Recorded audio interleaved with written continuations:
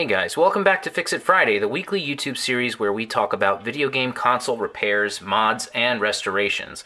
And this week we have the Sega Game Gear. So this was Sega's first handheld console, and the version that you guys see here, this is the sports edition. So this is this blue version that came out in the United States. It was a little bit harder to come by.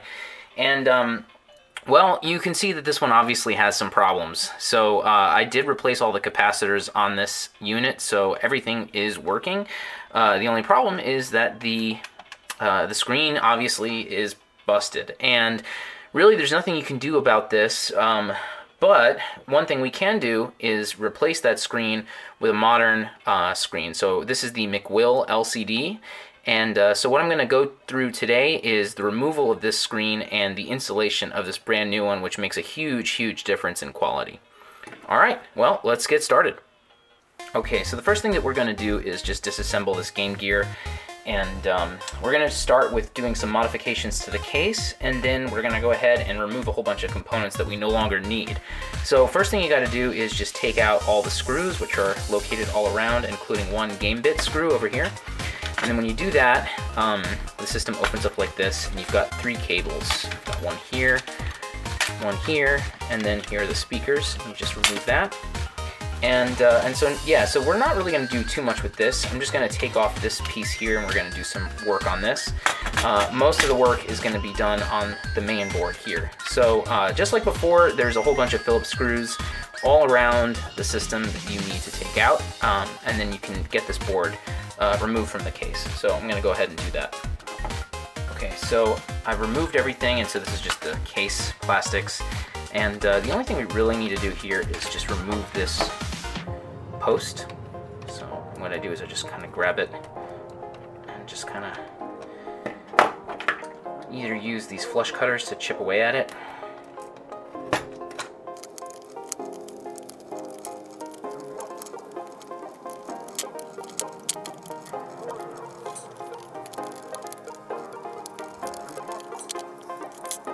Okay, so took a little longer than I thought, but that's all we need to do to this half of the case.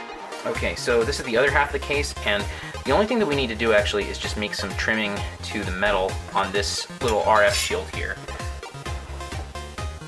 So normally that's held in place with 4 screws, and so I took those out.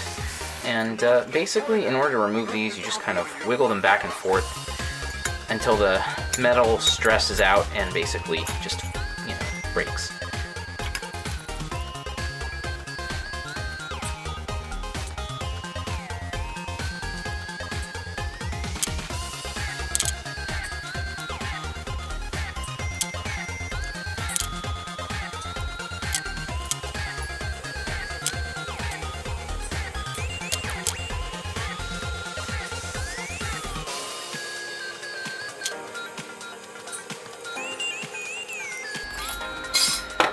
Oh, okay, there we go. All done.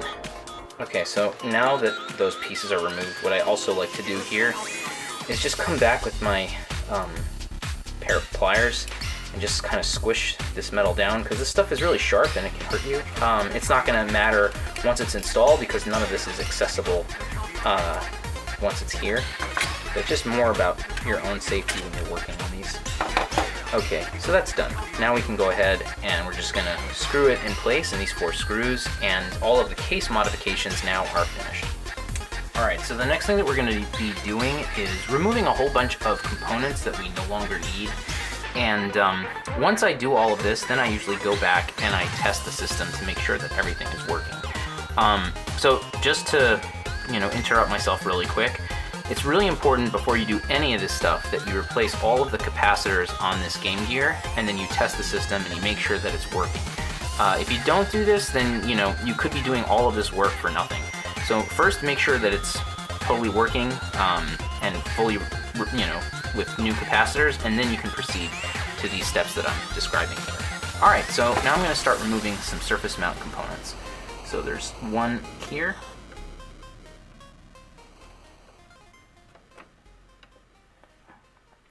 And so you can see what I do is I just kind of add a little bit of solder to both ends, and then I can just swipe it away with my chisel tip.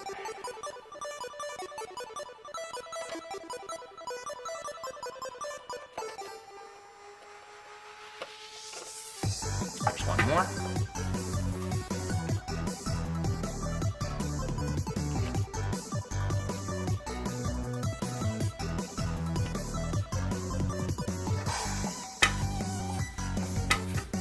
Okay.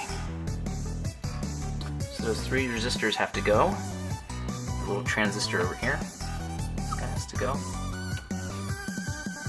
What's tricky is that there's a capacitor that you don't want to get rid of, so you gotta be really careful.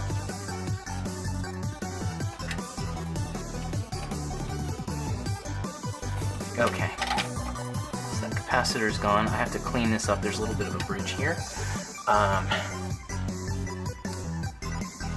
so I'm just gonna add a little bit of flux.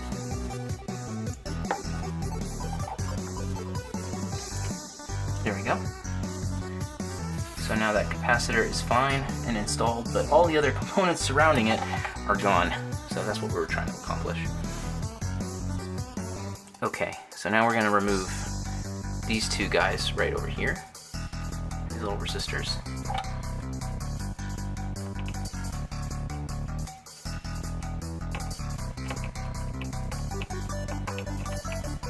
There we go.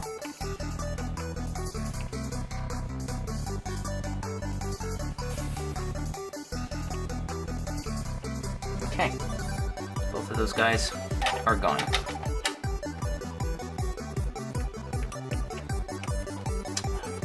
They get stuck though.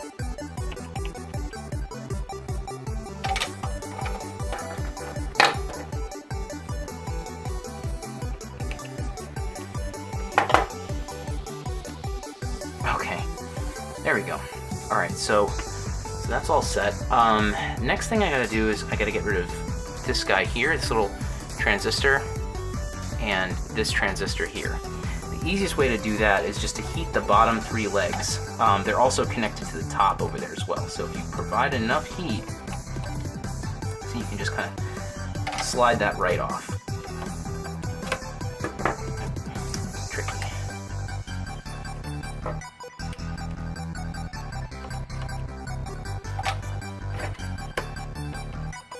There we go. Cut that off.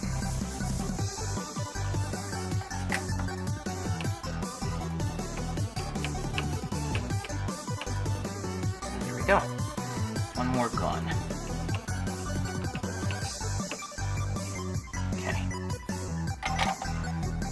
Alright, so I'm going to just take a look really quick and see what else I have to get rid of. I do have some big components to remove. So I got to get rid of this coil here. I got to get rid of these two capacitors and this coil. Those have to go. There's still a few other things in this area though. So there's this resistor 41, which is all the way down here. So I got to get rid of that. Let me just do that real quick.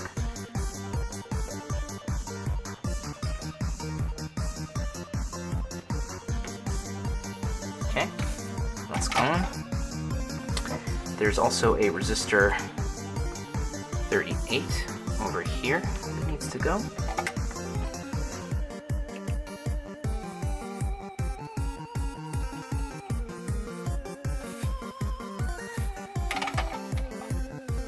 And then there's 2 all the way down here. There's resistor 44 over here, and then I think there's a resistor 43, yes. So those 2 guys also have to leave. So overall, it's 9 resistors in total that you've got to get rid of, and 3 of those transistors, at least on this side of the board. Okay, alright, so now we're going to move on and we're going to do some of those larger components on this side. Okay, so now what we're going to do is go ahead and remove the original screen, and to do that you take out these 4 screws that are located here.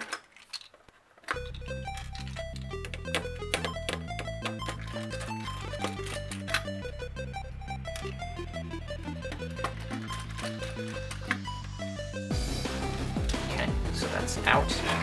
Now you can see that the screen kind of slides out like this. And I'm gonna go ahead and just peel this tape off. Try to anyway.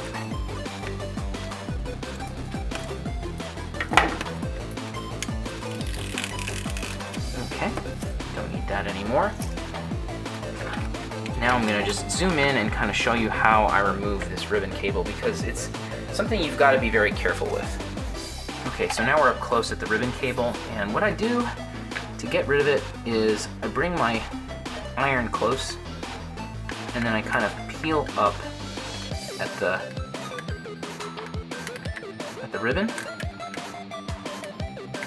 and I just apply heat, and then that loosens it up. If you're too violent here, you can damage the pads, and you're going to need some of these pads later on, so you want to be careful here.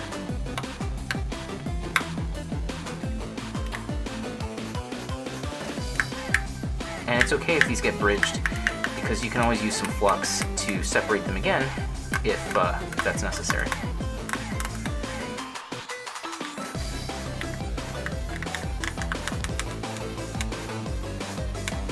Okay, there we go, not too bad. Okay, so now that the screen is out of the way, we're going to end up getting rid of some bigger pieces. We're going to get rid of this backlight here, we're going to get rid of 2 fuses that are on either side, and then there's these 2 ceramic capacitors and this coil, and all that stuff needs to go. But to get rid of it, we've got to desolder stuff on this side. So I brought out the trusty desoldering iron. We're just going to go ahead and start working on it.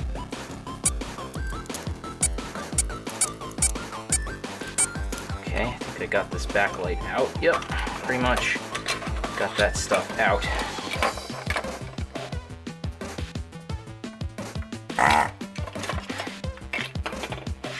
Alright, that's a little bit easier now. So I still got to pull out these fuses.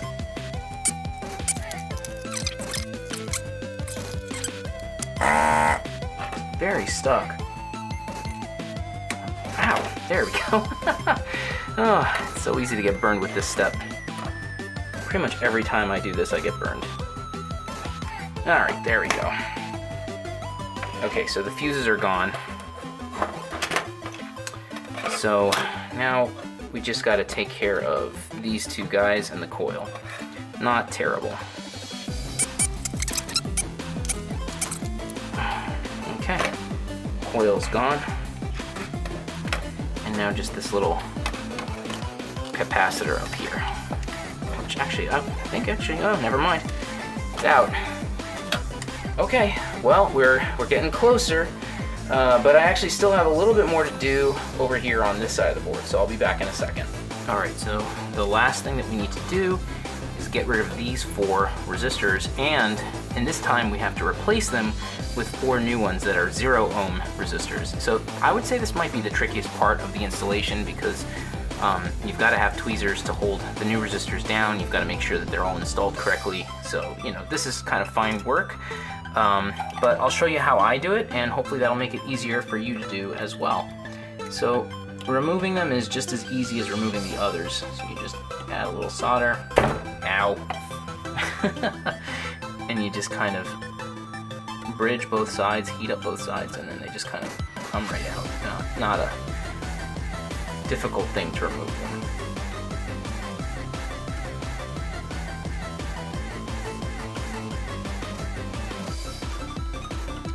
Just a big jumbled mess. Okay.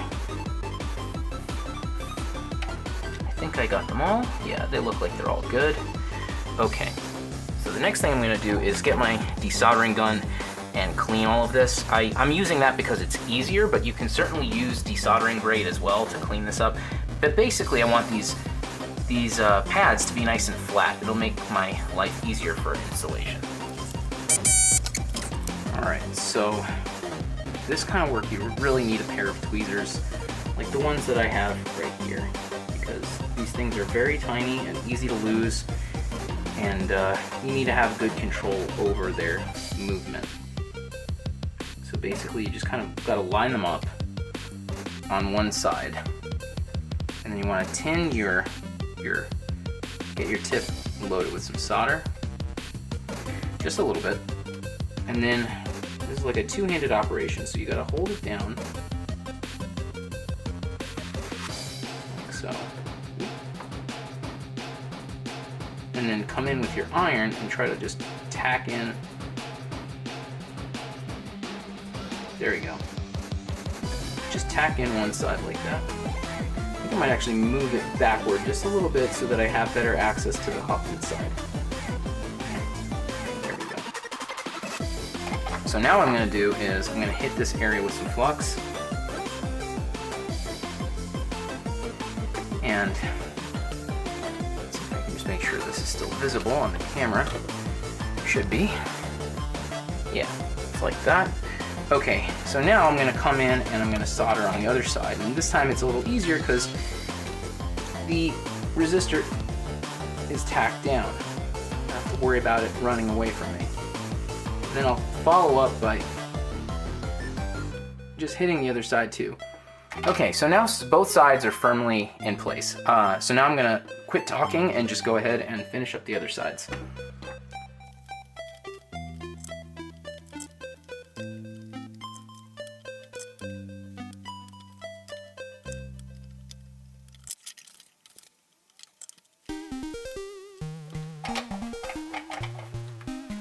Okay, so all 4 of those are now installed. Alright, so at this point, what I like to do during the installation is actually stop and double check my work to make sure that everything I've done so far is working correctly. So to do that, what I do is I just take 2 screws and I put this board back into its proper place, and then I reconnect the power and the 2 audio connections over here. And at that point then I'm going to just take a game and try it out and make sure that everything is working. So at this point we should hear sound, and if I had buttons in here I could also test those and make sure that that's working, as long as when you press a button you get some kind of noise. So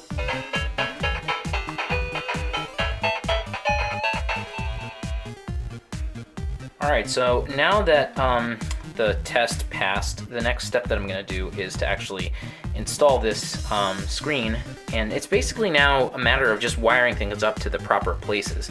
So what I'm going to do is kind of break it down into steps and then just show you each connection as I get them finished. Okay, so these first 3 connections here, these are what are referred to in the installation diagrams as button 1, 2, and 3, and they basically are just connections from these 3 ceramic capacitors to these 3 pads on the PCB. Basically what these do is they allow you to press a button combination, and then that lets you toggle between different display modes using this screen. So you can get scan lines and I forgot, there's a couple of different display options, and with a button combination you can toggle between those different options. Okay, so I'm back now and I have finished wiring up all of the power and ground connections, and as you can see it gets a lot more complicated now, and so I'll kind of walk you through what I did. So basically I have 2 wires going to ground and 2 wires going to the plus 5 volts. So one of them, as you can see, it comes all the way up here and it goes to the 3rd leg of this potentiometer, that's the ground. And then what you can see here is this blue wire, it comes in and it goes through this hole here, which is no longer being used. And if you flip over the board, you can see it comes all the way over to here, and then there's these 2 pins over here, and these serve as our source for ground for the screen. Over here, this serves as our source for 5 volts, this pin right here, and so I wired that in, I poke it through the exact same hole I was showing you before, and then it connects up to 5 volts over here. And then there's a second wire, and that goes all the way to the potentiometer, and it goes to this top pin on the potentiometer. So I'm not really entirely sure why the potentiometer needs 5 volts and ground. It's part of the installation diagram. I prefer to do it like this because otherwise, if you don't, you can also wire it up to the potentiometer on this side, but it gets very close to the buttons, and so for that reason I prefer to do all of that stuff on the back side away from the buttons, just so that there's no chance that anything's going to interfere with button pressing. Alright, so now I've basically finished all of the connections on this side. Thankfully it's not nearly as bad as the left hand side. So what you have is a small little jumper wire that goes from the bottom of this resistor all the way to this test point 1 over here. This is a really tough connection to do if you don't have a pair of tweezers. And so what I'll do is I'll strip both ends of this wire, and then I'll use the tweezers to hold everything in place, because really without this you're going to end up burning your hands and it's pretty unpleasant. So I definitely recommend getting one of these for a variety of reasons if you're doing this kinds of mods and repairs and all that. So then you'll see that there are 2 connections on this side.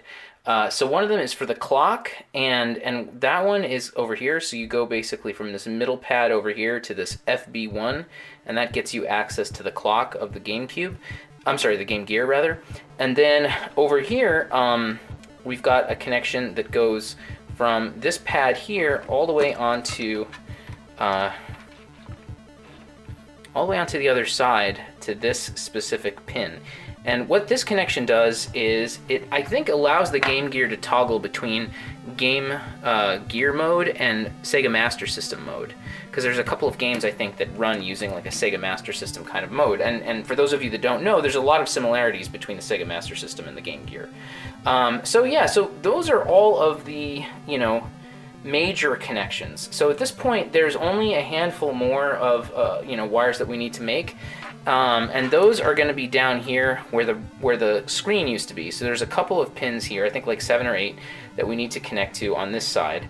And then we're going to bring them up to these pads. And so I'm going to take care of that now. And then at that point, we're almost done. All right, so I've got everything basically finished, but I wanted to just demonstrate how I solder on these wires that go to this ribbon, where the ribbon cable used to be for the screen. Because, you know, it's not that easy. They're small, and it's easy to bridge connections if you don't intend to. And so basically what I do is really the solution to this is just to use flux.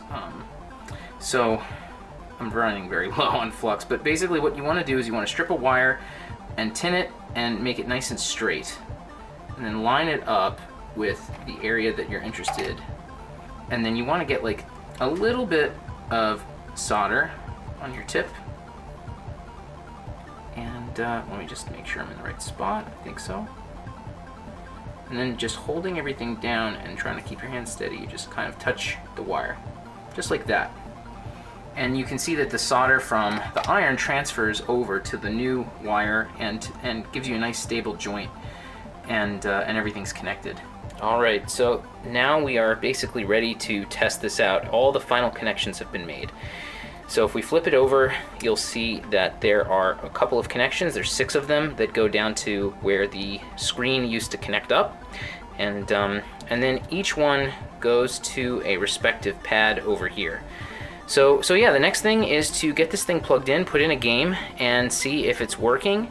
If everything is working, then I will go ahead and make sure the screen is centered and aligned, and then I'm going to solder it into place. All right, so everything is assembled enough to test. And oh yeah.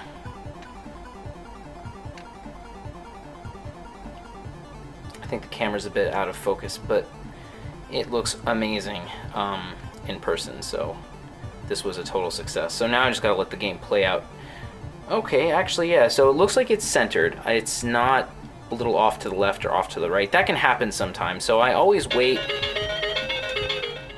and I want to test everything out before I fix the screen into a permanent spot. So yeah, it all looks pretty good to me. All right, so I'm gonna go ahead and solder it in place, and we'll assemble it. Okay, so for this next step, there's really actually very little to it. You just come in and hold everything down, and then just apply an obscene amount of solder to the board.